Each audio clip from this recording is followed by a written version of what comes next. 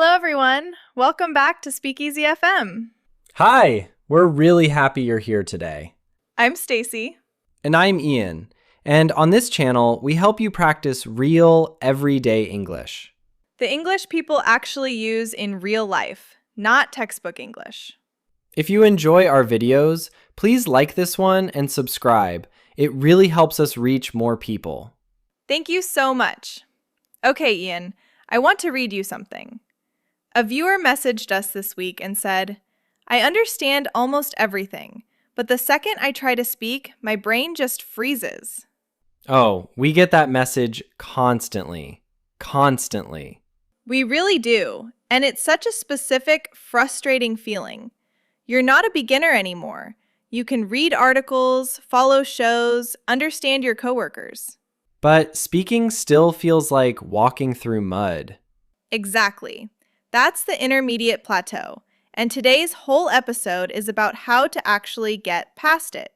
I like that we're calling it a plateau, because that's exactly what it feels like. You're not falling backward, you're just stuck on flat ground for a really long time.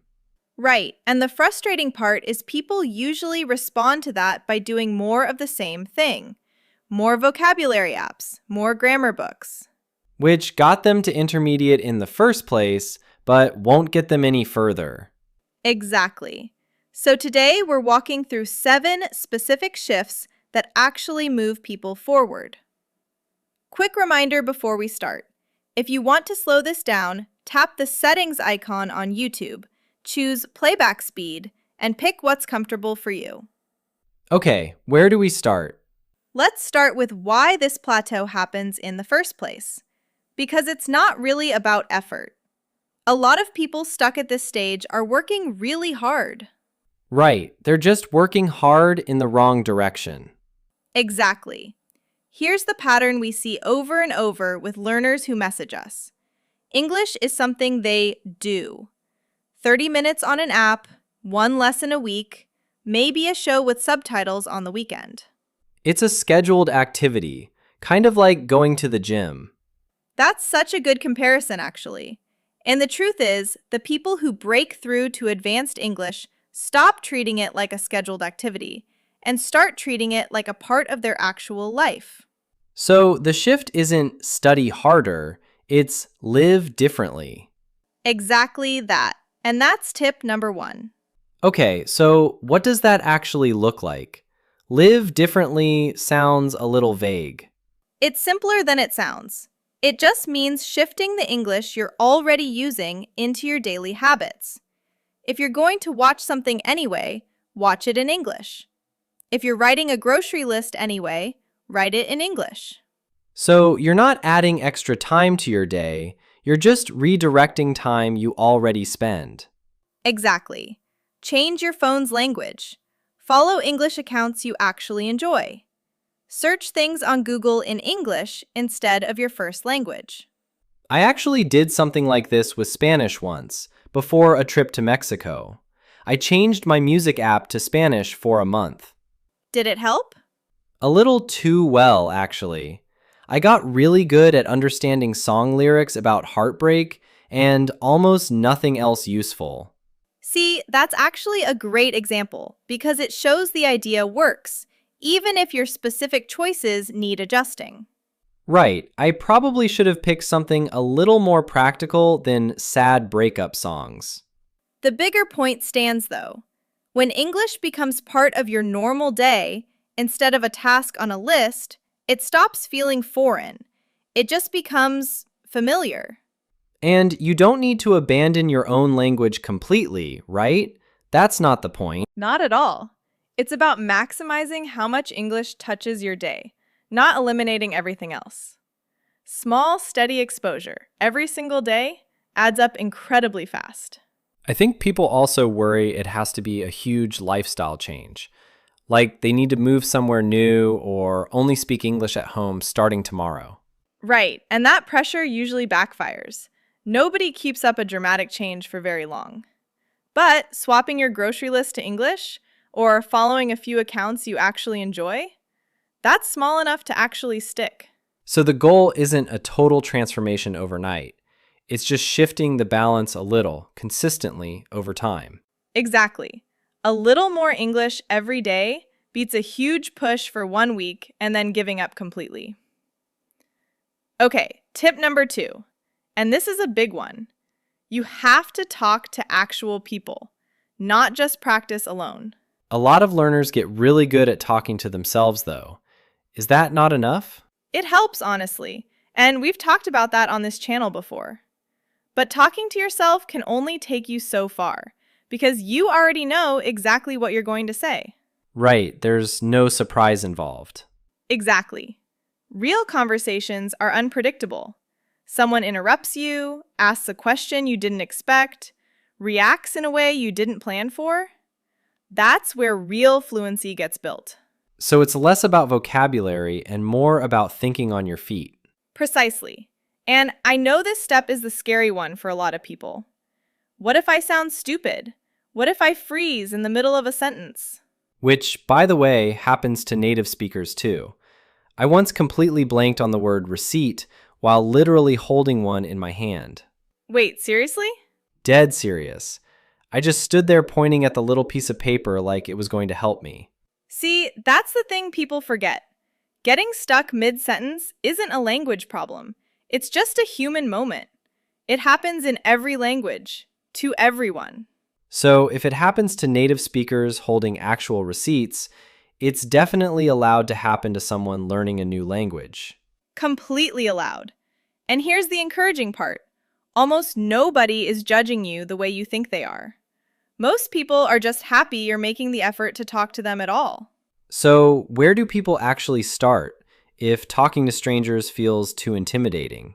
Structured practice helps a lot at first. Online conversation classes, language exchange partners, even just chatting in comment sections with other learners. Lower pressure than a live conversation. Right, and it builds the muscle. Once that gets more comfortable, real conversations stop feeling like such a huge leap.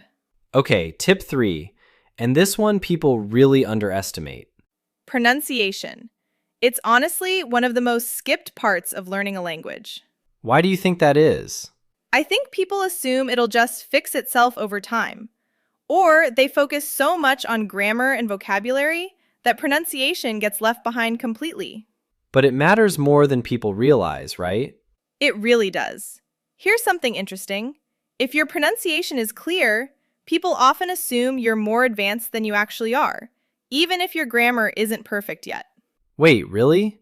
Pronunciation carries that much weight?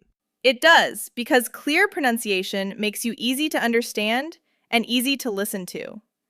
That builds confidence in the listener, and honestly, in you too. Okay, so how does someone actually train this? It feels like such an abstract skill. A few things work really well. First, reading out loud. Actually using your mouth and your voice, not just reading silently in your head. That sounds a little embarrassing to do alone in your room. It is a little, at first, but nobody's watching, and it makes a real difference. Your brain needs to physically practice the sounds, not just recognize them. What else? Paying close attention when you watch shows or movies. Not just the words, but the rhythm, the mouth movements, where the stress falls in a sentence. Like actively studying it instead of just watching for entertainment. Exactly, at least sometimes. You don't need to do this every time you watch something, but doing it occasionally trains your ear and your mouth together. And I'm guessing certain specific sounds trip people up more than others? Definitely. Sounds like th or the American R, or how certain letters kind of blend together in fast speech. Looking up short videos on specific sounds you personally struggle with can fix things that felt impossible for years. So it's less about sounding perfect and more about sounding clear. Exactly that. You don't need to erase your accent completely. You just need to be easy to understand. Okay, tip 4. Advanced English needs advanced vocabulary, but not in the way most people think. What do you mean by not in the way people think? A lot of learners try to memorize huge word lists.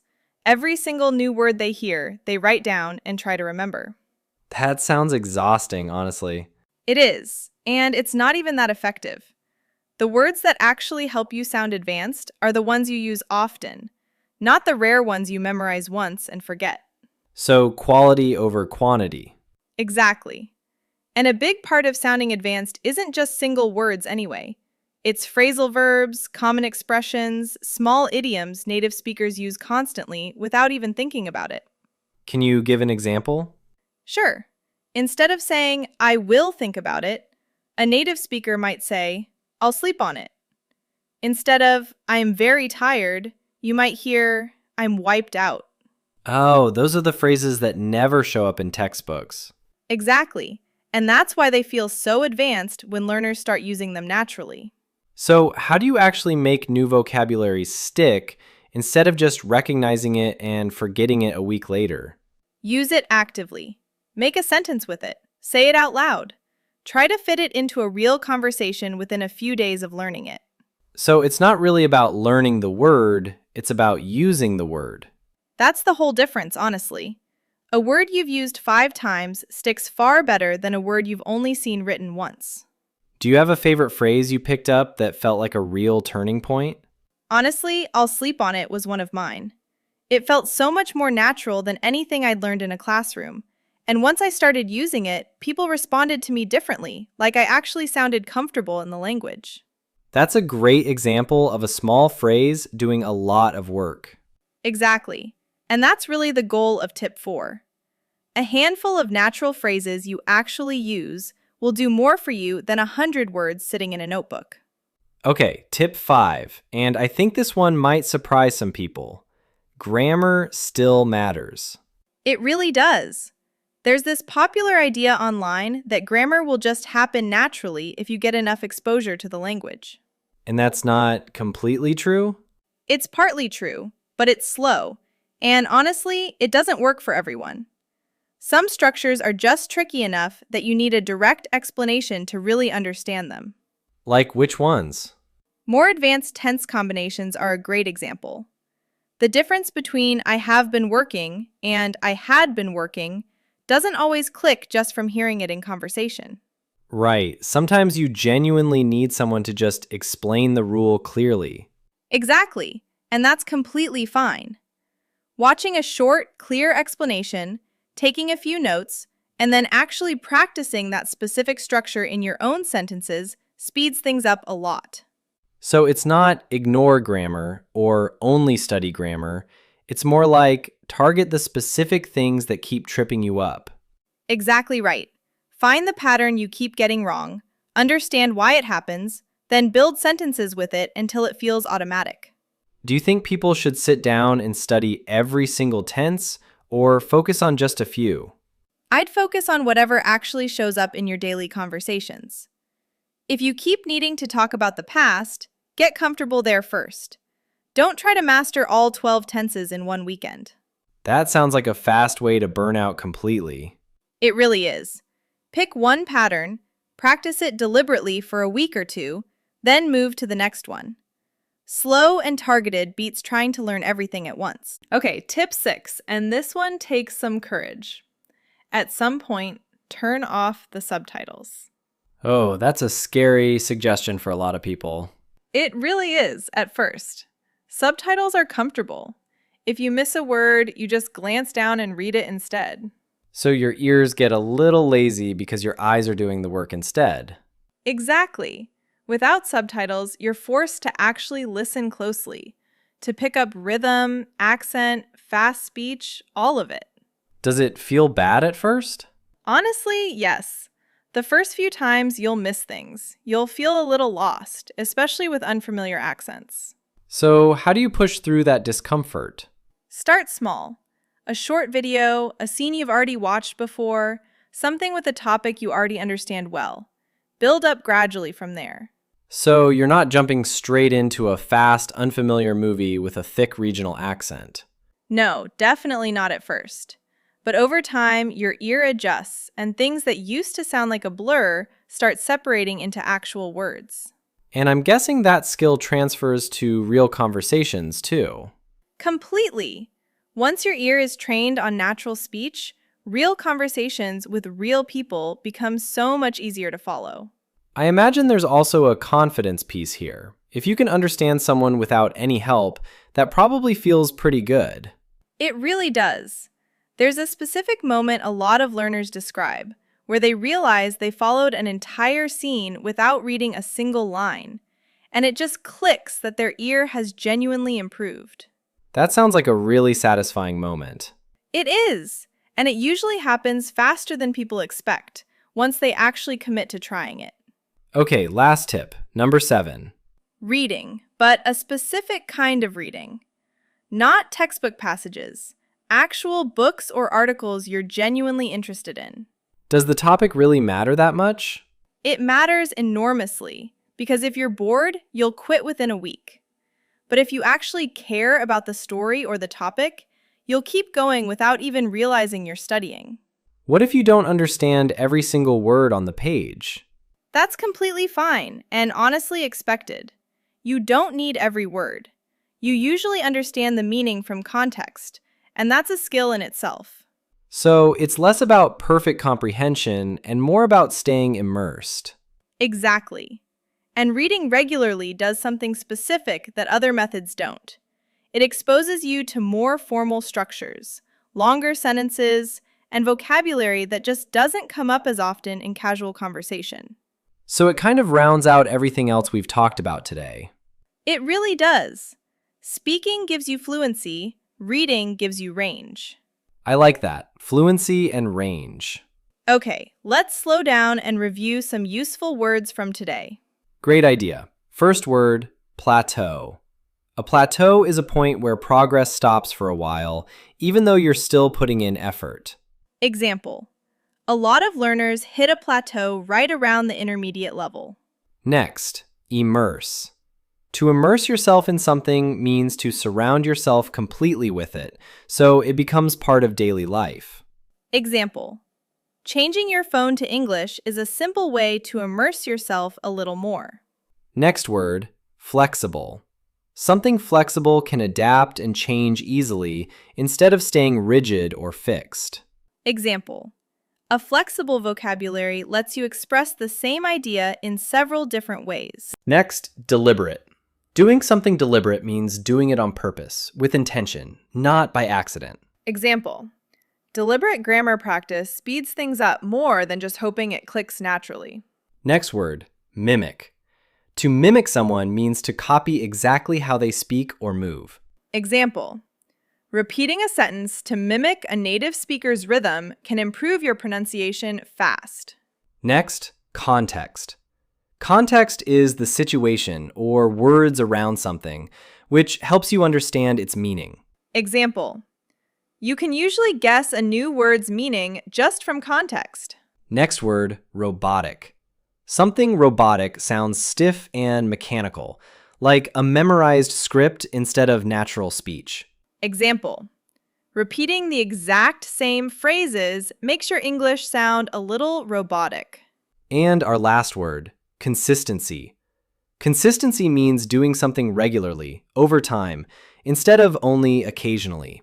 Example: consistency matters more than any single method you choose. So to review, plateau, immerse, flexible, deliberate, mimic, context, robotic, and consistency. 8 useful words. Let's put a few together in one short story. Okay, I'll start. She felt stuck on a plateau, so she decided to immerse herself in English every day.